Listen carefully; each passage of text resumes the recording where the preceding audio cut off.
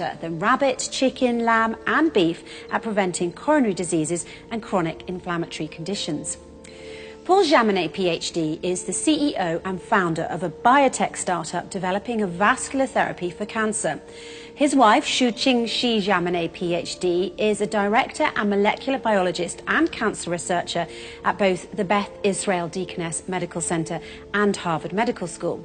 These two scientists share a long-standing interest in diet and health, and they're the founders and principals of the Perfect Health Retreat and authors of the Perfect Health Diet series and website. In part 2 of their book, published online on the 15th of February 2012, they restated that in most countries, pork is either the primary source of omega-6 fats or the second source after vegetable oils. They go on to recommend in their book what they call perfect health diets, a certain dietary strategy. In brief, they say that the highest sources of omega-6, like pork, must be removed or greatly reduced in the human diet, while the sources of omega-3, like seafoods, especially shellfish, must be added in order to stay healthy. A dietary strategy which is already approved and recommended by all doctors, nutritionists and molecular biologists. An updated dietary strategy which was put by the Holy Quran to all Muslims more than 1400 years ago, and which Muslims are ordered to strictly follow.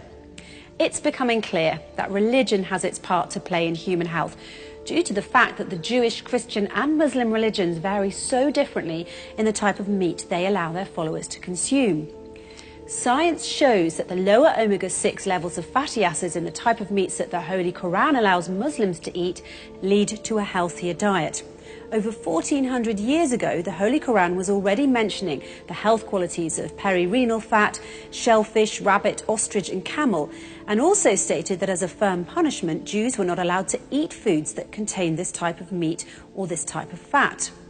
The Holy Quran says in chapter 4, verse 160, "We made unlawful for them, we deprived the Jews from certain good foods which had been lawful for them before because of the injustice which they had committed and because of their much hindering from the path of God, Allah's way." In chapter 6, verse 146, the Holy Quran also says, "We, God, forbade them, the Jews, the fat of the cattle and the sheep, except that which is carried on their backs or in the viscera or mixed with bones. This was a punishment we gave them on account of their rebellion."